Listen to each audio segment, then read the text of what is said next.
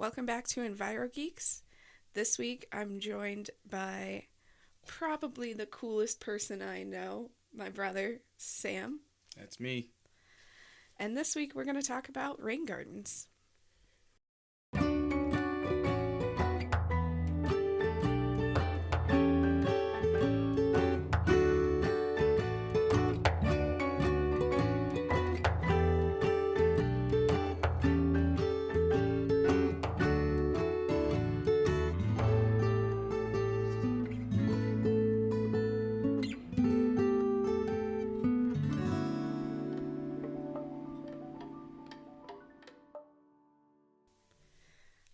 Alrighty, so we're going to talk about rain gardens this week.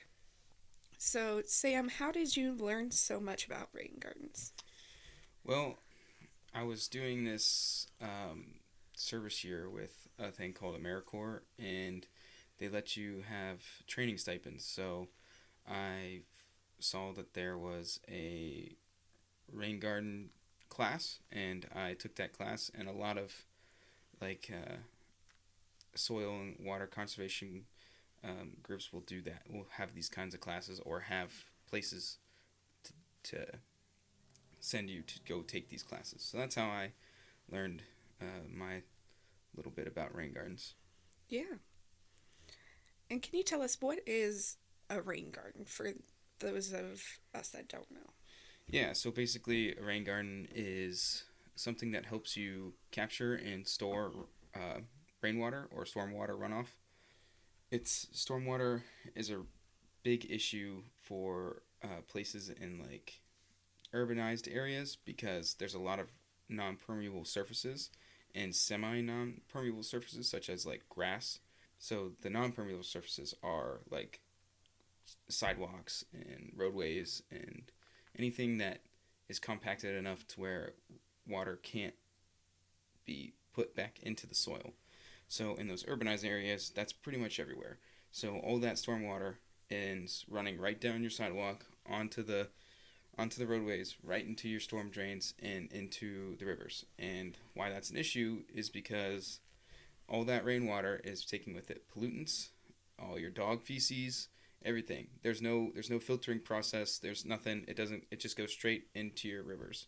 So you want to keep your rivers clean and help that water delay a little bit so it doesn't take all that stuff with it. And also with that, all that rainwater also causes high water and higher water than it has historically in the past. Because normally there's been a forest or some kind of riparian area for the water to slow down in and sink into the soil and get to that river slowly. So it's like a slow rise and slow fall. Now it's just like rain happens, immediate rise very quickly, lots of erosion happens, and then water goes right back down real low again. So there's no ups and downs. It's just pretty much all or nothing. That makes sense. So basically, stormwater runoff causes pollutants from, like you said, dog feces, lawn care products, stuff like that, and also will cause flooding. Yeah. Anything that goes on the road, like salt as well. Salt's a big one, especially around like the wintertime. You know, I mean, there's a lot of stuff gets in the rivers from our roads. Makes sense. Especially, I mean, even just trash too. I Yeah. mean, it helps with that as well. So, how does a rain garden differ from a regular garden? Well, the rain garden has that singular purpose of really just its main purpose is getting and slowing down rainwater. Like a normal garden is either, your main focus is beauty or, vegetables or something along those lines. While you can grow some native plants in there that produce berries and all that other stuff, it can be fun. It's up to you on what you decide, but that's its main purpose is an ecological goal instead of maybe for personal or food. That makes sense. So, what are the benefits of a rain garden? I know we talked about them pretty much already, but Yeah, I think we nailed the benefits. I mean, another benefit we could talk about is really you're choosing native plants to go into these rain gardens because these plants need to handle flood events, so they need to be able to be submerged in water for 24 to 48 hours. Probably more towards the 24-hour mark, but they can handle a little longer. And your normal landscaping plants probably aren't going to handle that as well. So when you're planting native, you're also planting habitat.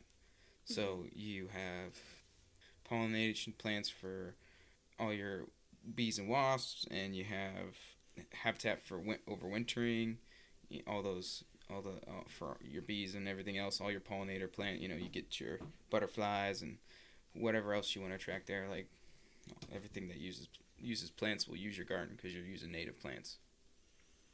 Yeah, which is awesome and something we need to do, which we talked a little bit on last week. I said that, the best thing you can do if you want to make an impact with conservation and environmental issues is look at your backyard.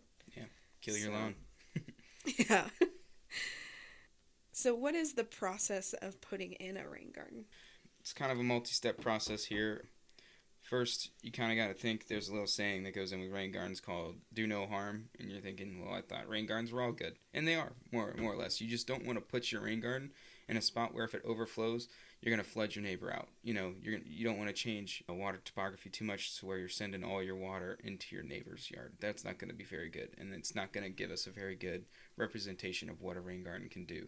So first of all, you want to make sure that you're doing it in a spot that you can either have a way of draining it so it won't overflow and you can direct your water, or that it's big enough to where it's not going to overflow and you're not going to have to worry about putting a bunch of water into your neighbor's yard.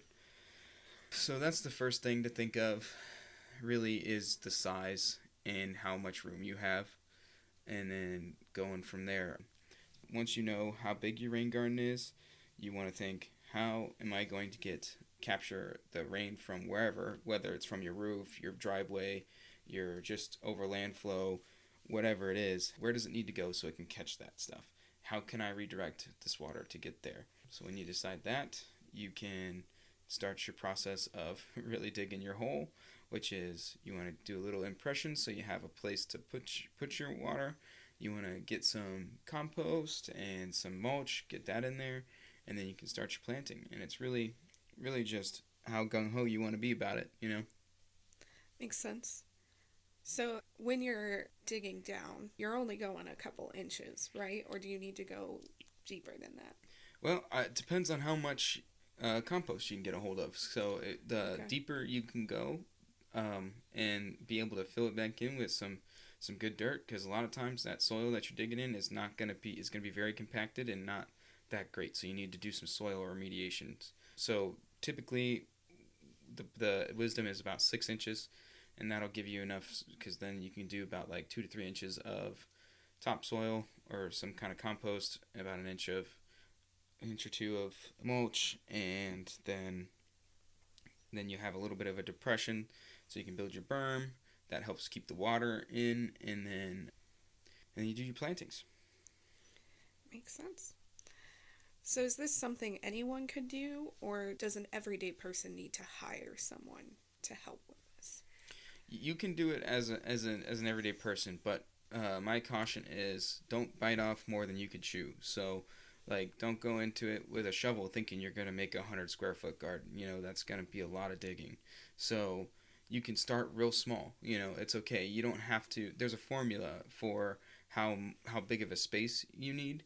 But really, in the end, it's, I have this much space, I have one shovel, and I have one person, I can only make it so big, and anything's better than nothing, and you can always make it bigger, and you can always grow it later. And so, if you're a first-timer doing it, I would suggest starting smaller, just so you can get the hang of it and kind of work out your own kinks, because you're going to do it, and you're going to be like, well, crap, because I'm pretty new at this too. I've made 2 of them. One doesn't really ever fill up, and the other one doesn't ever drain right now. Well, at least with all the rain. So I'm still working out kinks as well. So you're always gonna have to learn from your mistakes a little bit and kind of make a plan after your first year of doing it, and look at what has happened, and so so this is happening. How can I fix it? Or how can I change it so it does a little better? Okay. So how do you decide, like you said, you've done 2 so far, so how do you decide where to put the rain garden? So for the first one we did, we the rain garden was really just to help with erosion Mm-hmm. because there's a bank that was being eroded away that we wanted to stop and help with so we didn't have to keep filling in and keep fixing that bank. So I chose a spot for that rain garden because there's a lot of overland flow. So I chose a spot where that overland flow was naturally coming and made my depression there and planted my native plants there to help slow down that flow and help sequester some of that water coming through so it wasn't so hard on the banks. The second one, we chose a spot because we had a nice downspout already there that we could plug in right into the rain garden and it could capture the rain from the roof. That makes sense. So maybe look when you're if you were wanting to put in a rain garden into your yard, maybe look at where the flooding is necessarily happening or what benefit you're trying to Yeah, you gotta pull the most identify from. your problem areas, and maybe your yard isn't really is higher on a hill and it doesn't have any drain spots, but you have a roof and you want to capture that water and stop maybe some help your neighbors out a little bit down the road and stop their yard from flooding so much. So you can just hook it right into your downspout. That being said, you want to make sure this rain garden is at least 10 feet away from your foundation because you don't want that water getting and sitting near your foundation of your home. So again, it goes back to that do no harm. Makes sense. You don't want to cause yourself more issues because you put it in a garden. You know? Right, right. So, how do you decide? I know you talked a little bit about it before, but how do you decide how big to make a rain garden? Um, yeah. So there's a formula that goes into it. So in order to test your soil to see how much how quickly it drains, you dig a hole, you fill a bucket with water, you fill up that hole with water, and then you let that drain out, and then you fill it up again once that soil is saturated, and you time it. If it takes more than 24 hours, then there's a certain equation that goes with that, and if it takes less than 24 hours, there's an equation that goes for that. And there's also different factors that go into if it's overland or roof, but really, it just takes the square footage of maybe the roof, multiplying it by 20%, and then seeing what that is, and that should be about the um, size of your rain garden. So if it's a 100 square foot roof, you'd do about 20 square feet of rain garden Makes sense. for like somewhere that takes longer than 24 hours to drain your rain garden because the longer it takes your soil to drain, the larger your rain garden should be. But again, size isn't the most important thing. The most important thing is starting and getting those native plants in there, getting that, stopping some of that rainwater from happening. So don't let size or anything like that deter you. Just kind of start with what you got. Yeah, so basically, don't let yourself get caught up in the I need to do this perfectly. Just Yeah. do it. Well, because at the end of the day, even if it's not perfect or like something's wrong, you still have native plants planted, so you're still helping the ecosystem and you're still capturing some of that water. So no matter what you do, like you just want to keep some things in mind, like don't flood your neighbors out, don't put it too close to your foundation, stuff like that. But in the end, you're planting native plants, so it's nothing bad. So, speaking of planting native plants, how do you decide what plants to put in the rain garden? Yeah, so it depends on your light availability. So if you're like full sun, then there's a bunch of different kind of plants you can plant. Really, what's best is to kind of get an idea of what you want in there, and then go to your native nurseries and then see what they have. And a lot of these native nurseries know what rain gardens are, and they have their own sections, like of hey, this is a rain garden plant because your plants need to be able to handle wet and dry, more or less. So, and pretty much most native plants handle that because that's what historically they've dealt with is lots of rain, then lots of nothing, lots of rain, lots of nothing, something like Right. that. They're specifically adapted to living in the weather that you live Well, in. they just have really deep tap roots, so or really deep root systems. So extremes aren't that extreme to them because they have that storage and they have that sanctity of being like 20 feet deep, or whatever. However, like that's some extreme, like some cases of some of those native plants, they get pretty big root systems. Makes sense. And again, we kind of talked about this earlier, but will it attract pollinators to your yard? Absolutely. I planted my rain garden, and the first year we planted a bunch of milkweed, or a couple of different kinds of milkweed, and within the first year, I had monarch butterflies on it already. We found two caterpillars. Can't be sure whether they made it or not, but they were there, and they laid their eggs on the rain garden plants, and watched them grow up a little bit, and then they were gone. So hopefully he went and made a cocoon and went on his own migration. But I don't know that for sure, but that's what I like to think. Right. Which is awesome, because monarch butterflies, their population has actually decreased 96%. Yeah. And they only reproduce, and the caterpillars can only eat milkweed. Yep. So planting milkweed, your native variety of milkweed, is hugely beneficial to them.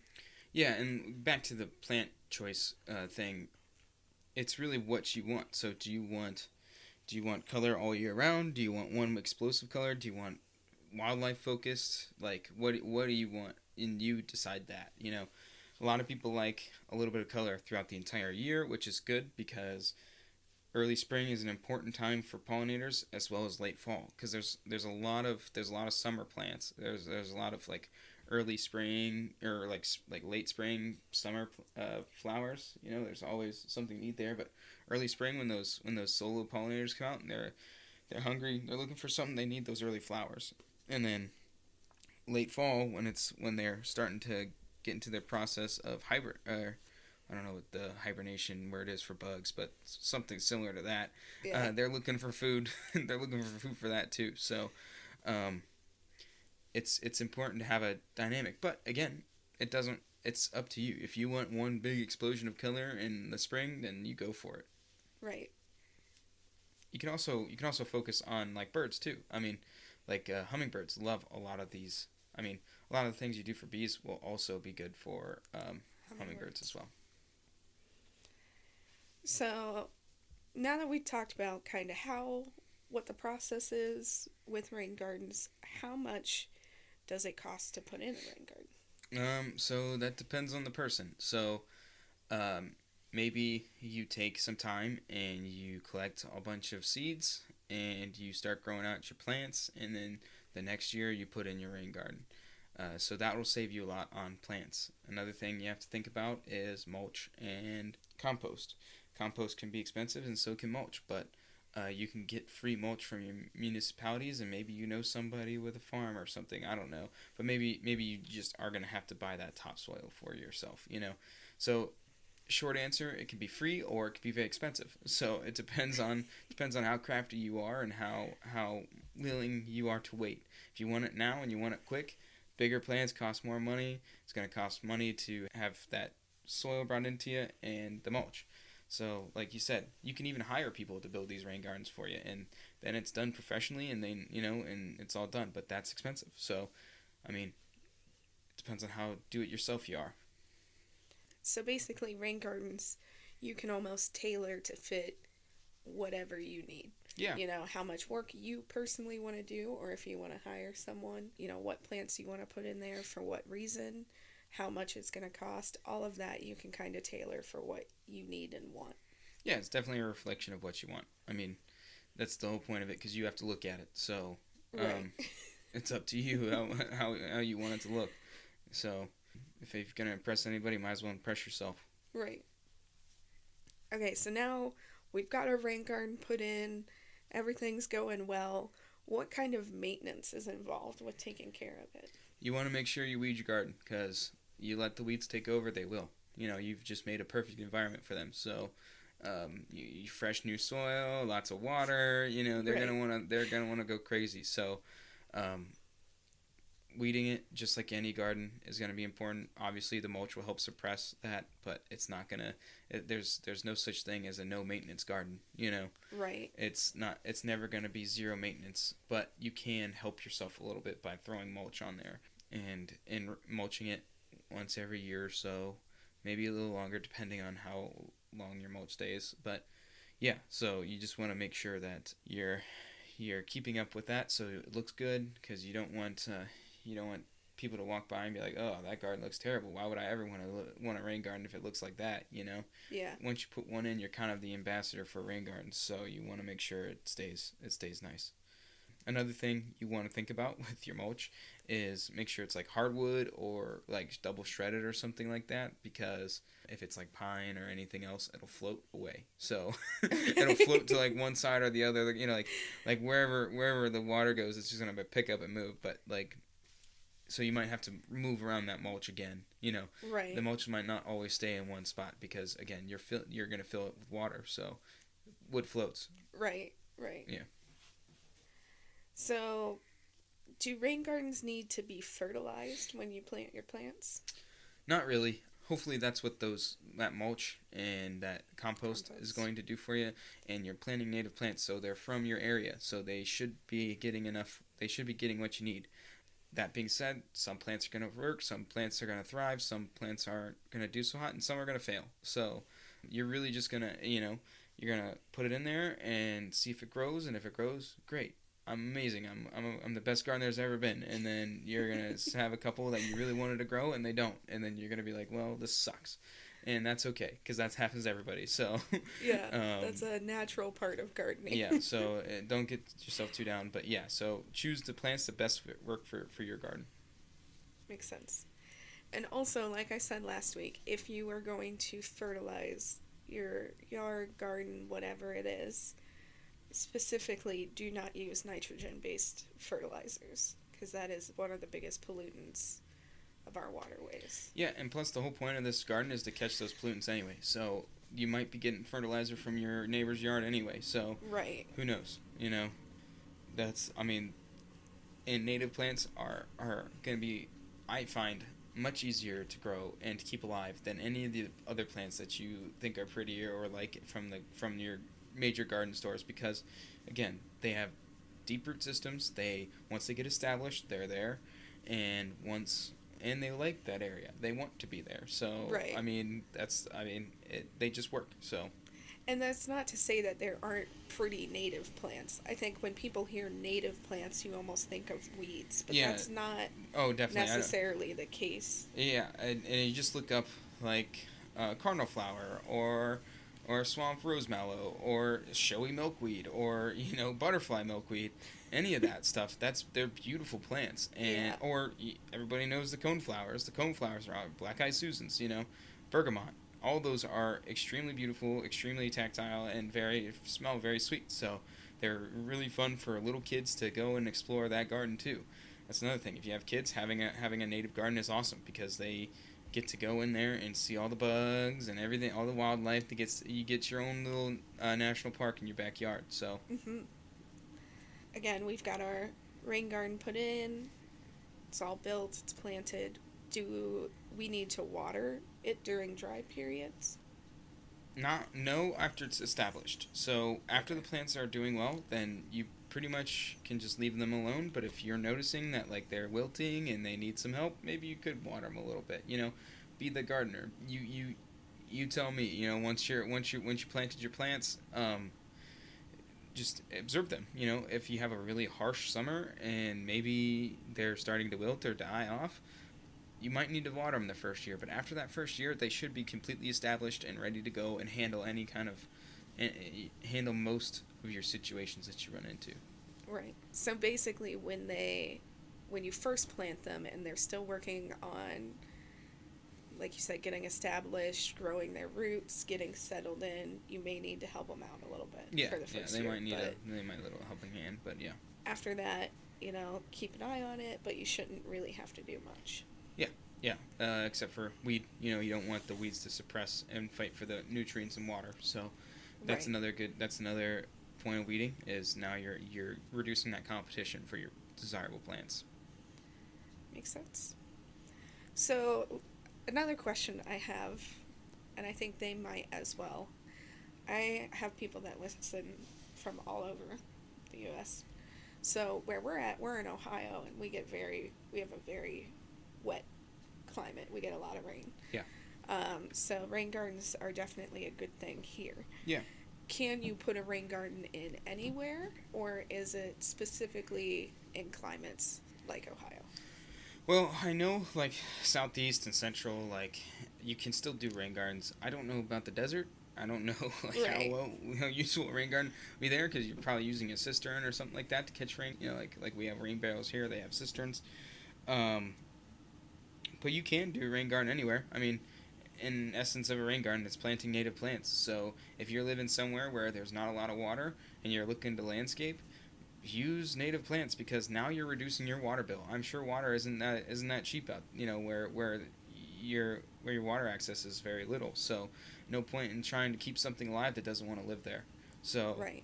you use your beautiful native cacti or whatever, and they'll thrive much better than trying to grow grass or something non-native to that area. Yeah, exactly. And I know this isn't quite on the topic we're talking about today, but I recently read a statistic that was saying that in the U.S., we use 80 billion gallons a day to water our lawns. And that in the summertime in the East, that's about 30% of our water use. Yeah. In the West, that's about 60% of their water use goes to their lawns. Yeah, I mean, just look at the climates. I mean, grass probably it takes a lot of water, and I mean it rains here in the Northeast, so we don't have to use that much lawn care to. But like out there and where it's real dry, you have to water your garden or you have to water your grass if you want it to live. But why? Like why do you want it to live? Like why not Right. have something cooler? Right. So, if someone wanted to learn more about the native plants in their region, is there anywhere you would point them to start researching, what exactly is our native plants? Yeah, just try to look up your native nurseries. That's the best spot to stop because they will know. They'll have all the good information for your area specifically. So I'm sure there's websites out there, and I know there are. I just don't know them off the top of my head that can help you find those native nurseries. But if you just type in on Google native nurseries near me, and then give them a call, and they would love to talk to you. I know it because they love to hear. They love to help people get into native plants. So. That's the favorite part of their day is finding Right. getting someone new into the hobby. So, yeah, call your native nurseries. Don't go to Walmart and buy your plants. Perfect advice. Yeah. And that also helps out a small business because most native nurseries are small local businesses, Yeah. Not saying you can't find like native plants at like Walmart or something, but wouldn't you like to help Susie out instead of I don't Walmart. know, Walmart? Yeah, exactly. All right, so the last thing I want to talk about is while I was preparing for this episode, I actually found through the EPA that they have a rain garden app to help you plan your rain garden. So it'll help you figure out, has native plants listed, help you figure out where and how big it should be built. So I'm going to link that in the description if anyone, is interested in making a rain garden and not really sure where to start. That's a good place to start. Yeah, and really just taking that class I talked about at the beginning of the podcast here. I think it was $75, and you got a 5-week class. It was once a week. They taught you about plants and about how to build your rain garden. They took it step by step, and they also at the end they took for my class they took us on field trips to see. Every week there was somebody new that had a rain garden that they took us to show, and everybody had a different example of how they did their rain garden. Some were small, some were big, some were made by engineers, so they were like all were like they were decked out to the brim with like how they got their water from their house to the rain garden and how they drained it, and it like went to other places from buckets to or from barrels to rain gardens. So there's a whole level of ability and personality that goes into these rain gardens. So take those classes. They're interesting and they're worth your time. Perfect. Well, that's all the questions I had for today. Do you have any last things you want to say about rain gardens before we hop off?